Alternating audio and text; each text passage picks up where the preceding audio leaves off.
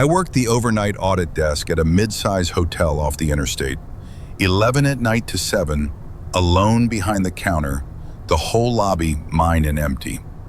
I liked it, the quiet, the little island of light at the desk, the dark glass doors out to the lot.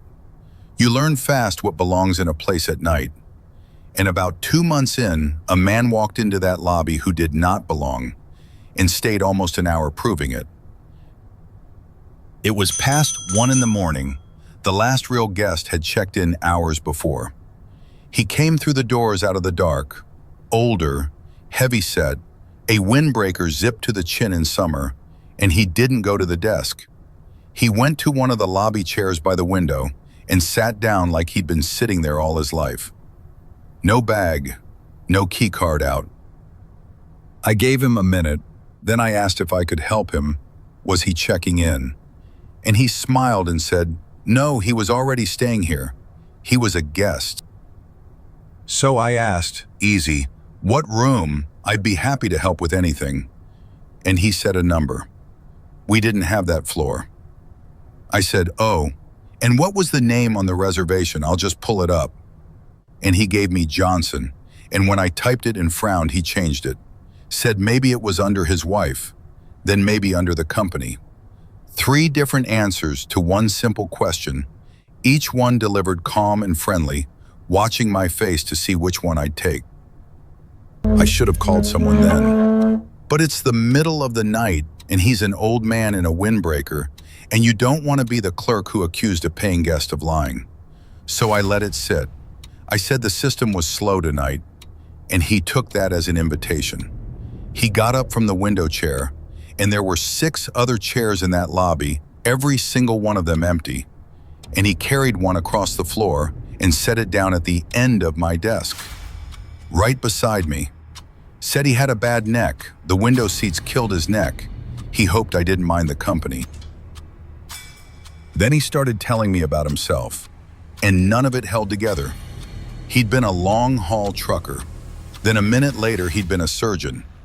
Then he owned car washes, a whole chain of them, all over the state.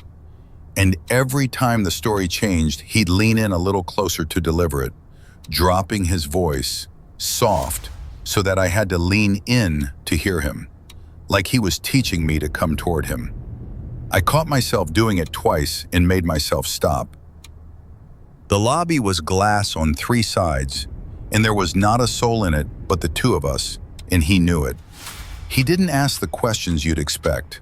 Nothing about me, nothing about my life. He only ever circled back to one thing, sideways in different words each time. Who else was in the building? Whether the back was staffed. How long until the morning crew? Friendly, like he was just bored. And I lied. I said the manager was in the back office doing paperwork. He came and went all night. There was no manager. There was a locked office and a phone and me. When I said it, something in his face changed. Not anger. It just landed. He glanced once toward the dark hallway where the office was, filed it, and he didn't argue. He didn't ask to be introduced to my manager. He just looked back at me, a beat too long, like I'd answered a question he hadn't asked out loud, like he was checking the one thing standing between him and the rest of the night. I needed to not be sitting next to him. So I told him I had to run a report from the back. I'd be 1 minute, and I stood up. And I walked toward the office, slow, casual, keys already in my hand. And behind me, I heard the chair. He'd gotten up too. I got to the office door, and through the little window in it, I could see the lobby reflected. And he was standing at the mouth of the hallway, just standing there in the dark, watching the door I'd gone through, waiting to see where I went when I thought he couldn't see me. I picked up the office phone, and I called the front desk extension, loud, talking to no one. Yeah, he's still out here. Can you come up? A whole conversation with a dial tone. And I watched his silhouette in the glass. He listened. And then, slow, he went back to the lobby. Got his own chair, the one he'd carried over, and put it back by the window. Sat down, like a man making himself less, so I'd come back out. I came out because I had to. The office isn't a place you can hide all night. And the second I was back behind the counter, the night porter's headlights swung across the glass, pulling in for his rounds. Another body, a second person in the building.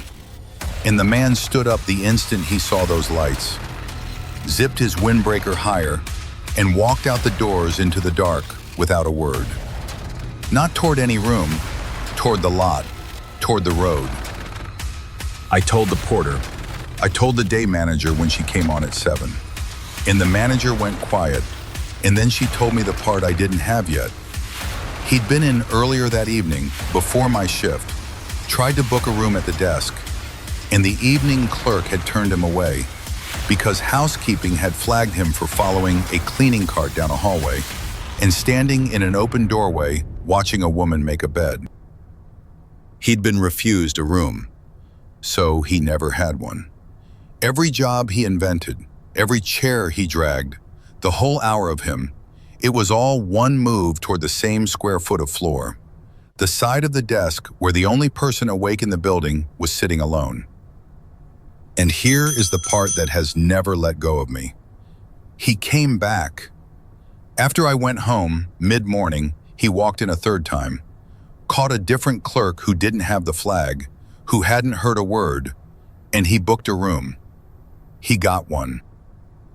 By the time I understood any of it, the man with no name and 3 jobs and a chair he carried to my elbow was a registered guest in my building, with a key and a room number that was finally real. He didn't sleep over me that night. My shift was already over. But I still work nights there, and every one of them now, while I sit alone at that desk in the island of light, he is somewhere in the dark above me, a paying guest with every right to come down to the lobby at 3 in the morning and pull a chair up to my elbow again.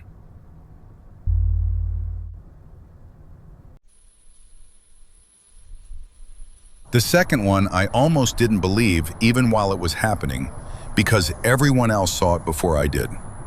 I ran the night counter at a 24-hour gas station and convenience store on a county road, the kind with a row of little shops sharing the same dark lot. A laundromat, a taqueria, a vape place, all closed by 10. After 10, it was just me and the coolers in the fluorescent light. For 2 weeks, I'd been the only person in that whole plaza who didn't know I was being watched. It started the way these things never do in your head, with somebody else noticing. The man who owned the taqueria 2 doors down stopped me one evening as I was walking in. He was uncomfortable. He kept looking past me at the lot, and he asked me, careful, if I knew the guy in the truck. What guy? What truck?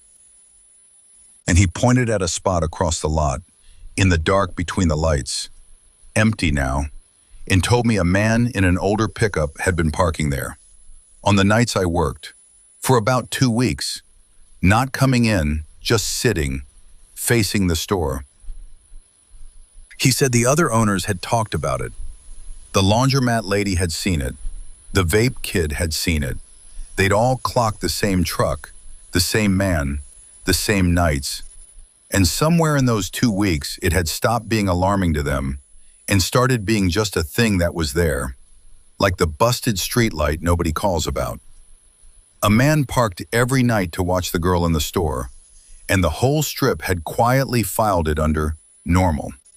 So while I stood under those lights restocking and counting my drawer, feeling completely alone and completely safe, I was the one detail of my own night that everyone could see but me.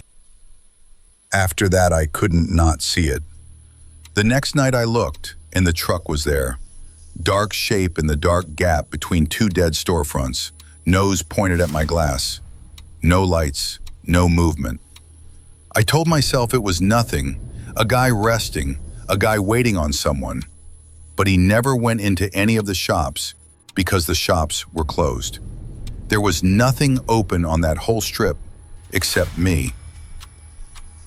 I started doing the small things you do, keeping the cordless phone in my apron, locking up the second the last customer left instead of waiting on the hour. 2 weeks of him learning my nights. And I think he could feel that I'd finally noticed, because the night it happened, he didn't wait in the truck. It was almost 2. The store had been dead for an hour. One last customer, a trucker buying coffee and cigarettes, and I watched him pull out of the lot, and I came around the counter and I locked the front door. Turned the bolt, flipped the sign, because for that one stretch before I had to open up again, I just wanted the door locked while I was alone. And the lock had barely clicked when the handle moved. Somebody had crossed that whole lot in the time it took me to walk from the register to the door.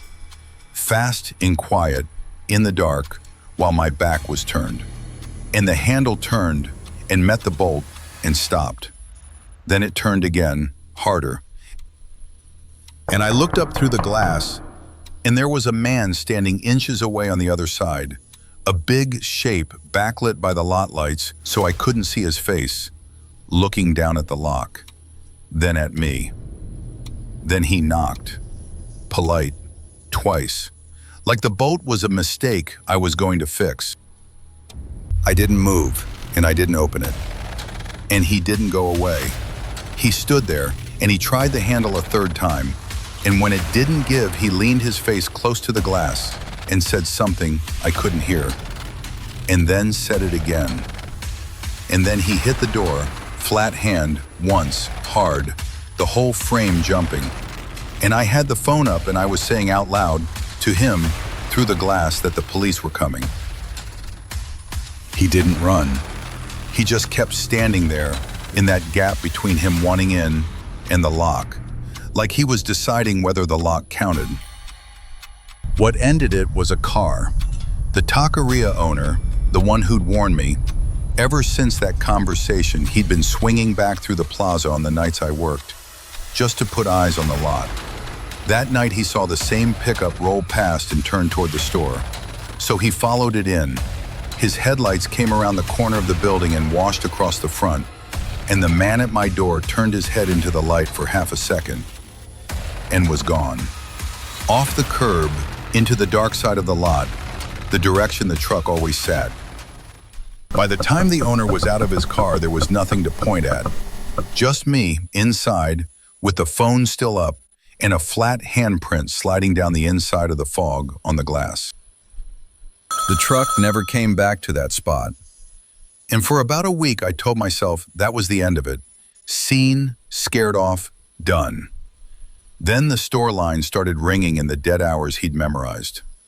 2, 3 in the morning, an open line, slow breathing, a road moving somewhere behind it. He hadn't been scared off the glass that night. He graduated past needing it. He didn't have to cross the lot to my door anymore. He could be in the store with me, in the quiet, from anywhere on that dark road. 2 weeks of parking had only ever been him learning the one thing he actually wanted, the shape of my nights. And now he had it, and a phone could reach into the store from anywhere on that dark road. And that's the part that stays with me. It wasn't that a stranger picked my store. It's that an entire street watched him study me for 2 weeks and filed it under nothing. So I was the last one to find out I'd already been chosen.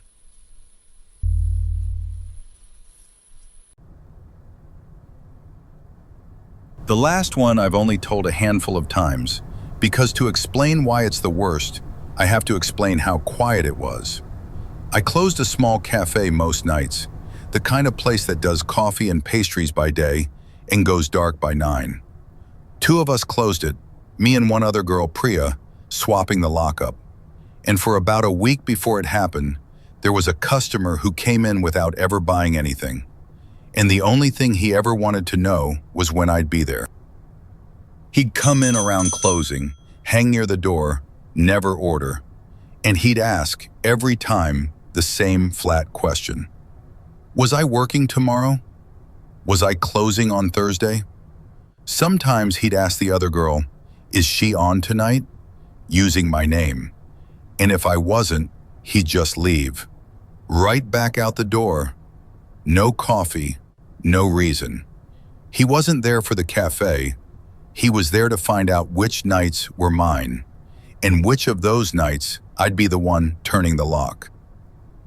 I told Priya he gave me the creeps. She'd noticed it too, that he only ever lit up when it was my shift. We laughed about it the way you do. We should not have laughed about it. The night it happened, he was there, at close, lingering by the restroom hallway in the back while I wiped tables. And then, when I looked up, he wasn't. I assumed he'd left. The chime over the door was loud. You heard everyone come and go. But it was a busy last 20 minutes, a rush of to-go cups, and I wasn't counting heads. I just registered vaguely that the creepy regular was gone. Priya and I did the closing checklist. Chairs up, lights down, register pulled. We walked the floor, you glance, you don't search. And we went out the front, and I locked the deadbolt behind us. And we stood in the lot a minute talking before we got in our cars. Everything normal, everything done right.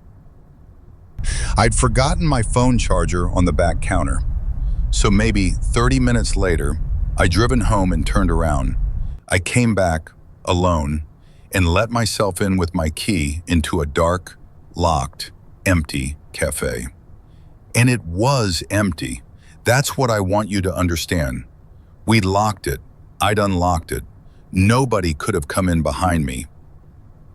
I left the front lights off, just used my phone, crossed to the back counter, and that's when I heard the restroom door open down the hall.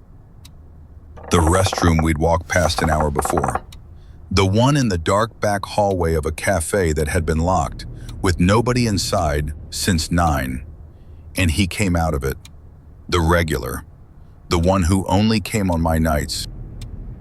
He'd been in that bathroom the whole time, through the chairs going up, to the lights going down, through me and Priya locking the front and standing in the lot, through me driving away and coming back.